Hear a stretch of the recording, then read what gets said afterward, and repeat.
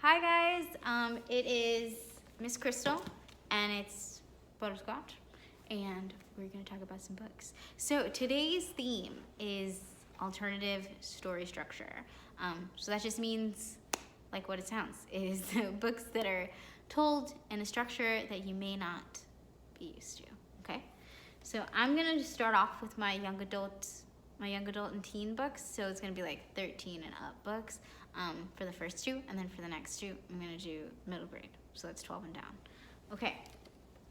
So the first one, I'm gonna do Children of Blood and Bone series, one of my favorite series right now. This is the second book, Children of Virtue and Vengeance, and it is in Playaway form, and that's what makes it alternative. So before I get into what Playaways are, Children of Blood and Bone, not to spoil Children of Virtue and Vengeance, I am gonna go all the way back to the first one to give you a good taste of what they're about.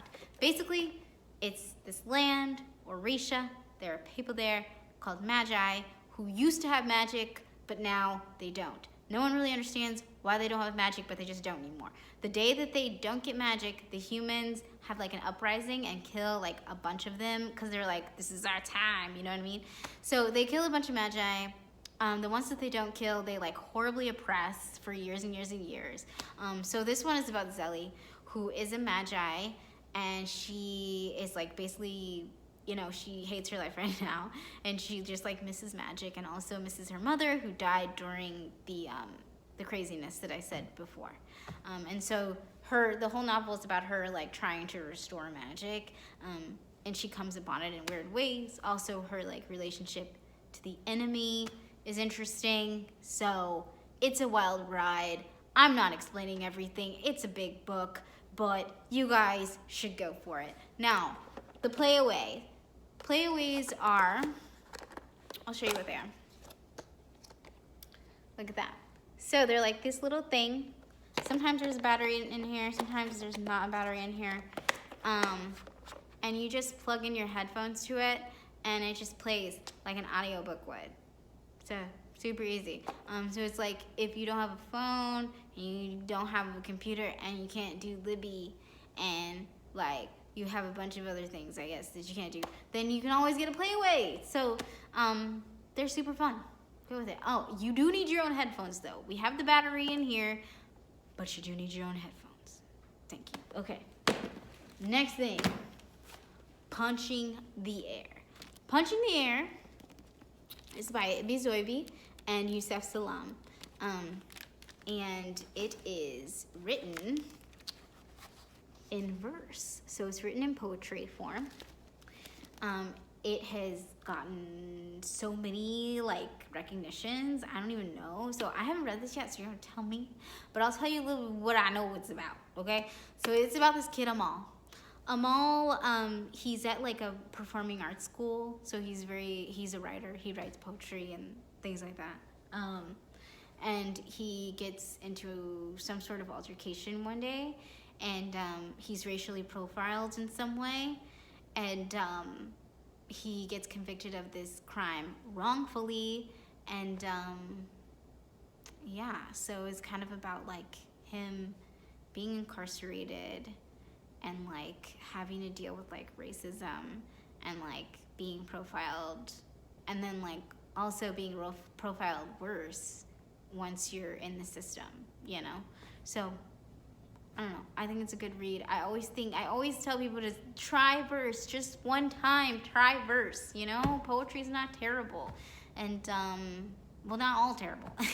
And poetry usually goes really fast too, so you could read this like a day. I feel like it could be dope. All right, next thing, we're gonna talk about some middle grade. So I've got Lumberjanes. This is the Beastiary. Basically, Lumberjanes is this huge comic book series, and it is set in this like all girls like outdoor camp, and it is about this cabin of girls, and they're just like going through just like normal girl things, you know? So like, you know, just like crushes and like I don't know, lip gloss, whatever the girls go through. So it's a lot of friendship and things. But this one is outside of the canon. So if you haven't read any of the comics, it's really not that big of a deal. You can like read this, it's fine. But it's fun to know the backstory. And every like chapter of this is each girl from the cabin, so you kind of get to know them. And I feel like if you do read this, you're gonna like be like, oh, well, maybe I should pick up the comic books. And yeah, they're just like writing about these weird creatures that they find on their campgrounds, and it's way more text heavy than the comic books are, but there's still a good amount of pictures. So I think that's fun. Okay, so last but not least is Letters from Cuba. Letters from Cuba is about this girl, Esther, and she lives in Poland, and it's World War II, and she's Jewish. And if you know anything about World War II, you know that is not good news. So her dad immigrated to Cuba, and he like sends for her, but that means that she has to leave the rest of her family, which is very hard for her. So she does leave, but she promises her sister Malka that she will be writing to her whenever she gets a chance about like her life in Cuba. So the thing that makes it alternative is that it's written in letters. It's no just like chapters. Excuse me, it's always letters. So it's just it's like a pen pal book. But I think those are some good books. It can get you to break the mold, get you to outside your comfort zone, you know, maybe a little audio book, a little playaway, a little poetry, you know. Yeah, I'm done with jokes. So thanks for hanging out with me, and go get some books.